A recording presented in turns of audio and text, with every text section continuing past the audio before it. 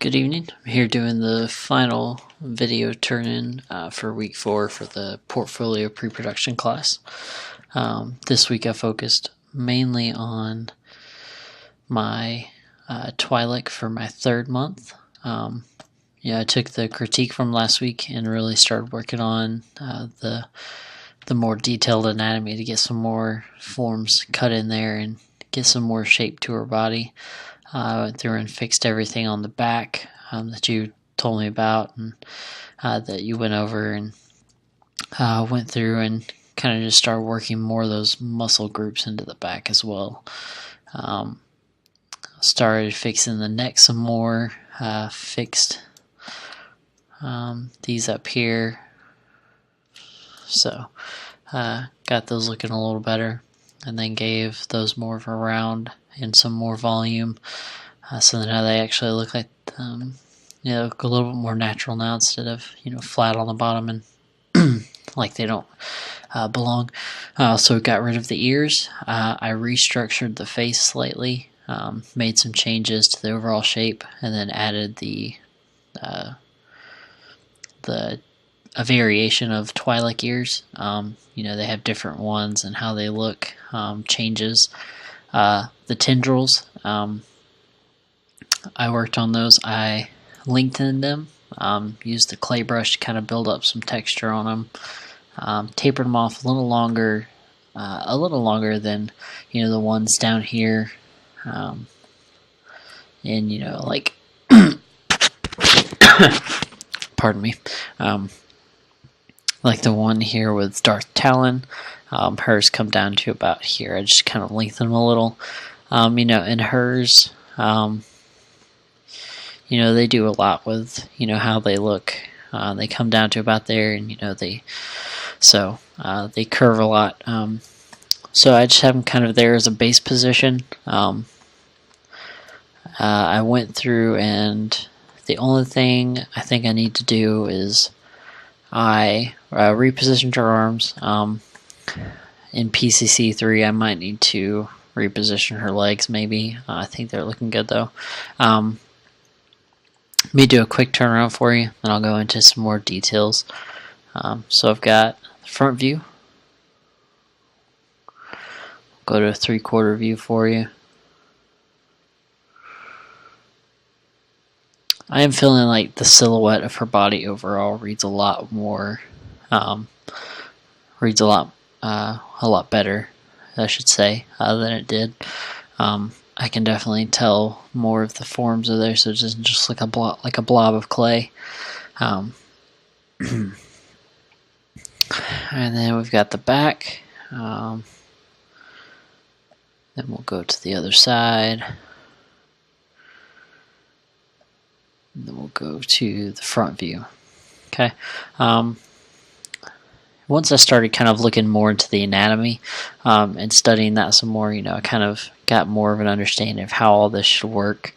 And the thing I was having the most trouble with was the back and then the hips. Trying to get the flow of the body to look right, but also being able to extract the look of the hip bones and being able to see those muscles, especially on more toned, muscular women's anatomies. And you can kind of see it from here, but getting those shoulders, the shoulder muscles and shoulder blades to stick out, and getting that crease in the back and the separating us from the muscles was quite a challenge. Just looking at which muscle groups are represented on the top of the body, right under the skin, instead of below that. But I was looking at how it was all structured. I have a book that was recommended. It's called Anatomy for Sculptors. I started looking through that, just kind of get an idea of more of an idea of how all this should flow, and it helped a lot because it broke down the different sub layers of muscles. So you've got like the minor groups under on top of the bone, and then you've got the major muscles on top of that, which show up more once we get to the outside and the skin.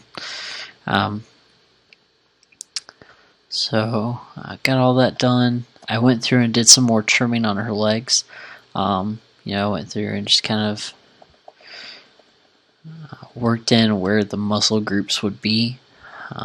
So, you know, you've got that teardrop shaped muscle right there on the inside. Then you've got the adductors and the abductors, and you know, the top muscles for the quads, and then the back. You know, I wanted to make sure that those were kind of visible. So just by that little bit, I can tell you can kind of see they're defined. And then I went through and did the same to the back. Trimmed off the side because I felt like it was there's too much on this side, so it was making her knees look very fat and weird. Went through and messed with the calves a little bit, softened those up. Sure, I got the sides smoothed down. Worked with this because it was looking a little weird.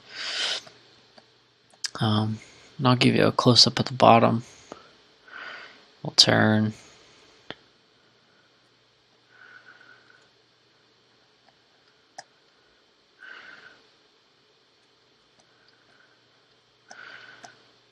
And then I'll give you the top half. So this is where I've gotten so far. I'm really excited to kind of get back to this later on for my last portfolio class. It'll definitely be fun. I do want to go and show you just some ideas. I know I went over and showed you a couple weeks ago my lighting setup and, you know, kind of the ideas I had for her and her posture, which is kind of something similar to this. And I did also want to say that, you know, this right here is kind of what I'm going for in terms of overall look for the body shape. I am working from, you know, different concepts like Daisy Ridley's face and using her tendrils but making them a little longer. But that's kind of the body shape I'm going for. So this is kind of what I'm looking for in terms of the style. And right quick, I want to go down to here, and most of these are pictures I have shared on my Pinterest board, but you know, I found this guy's sculpt, and I really like the style of clothing he did for this one, and not saying I'm going to try and do that exactly, but you know, it's just some ideas for me to think about. I also you know, found just a reference for like a tank top, which I'm thinking about using. This helped me a lot too. I was using it for my muscle reference on the back. This is another Twilight somebody drew, and I also liked, you know, the simplistic style of the clothing. So I've got a bunch of different references I found for, you know, ideas on clothing and things like that. Also, she probably will have a weapon, which I will most likely keep as Darth Talon's lightsaber that is pictured in some of my Pinterest board pictures. Real quick, I'm going to go to my board here.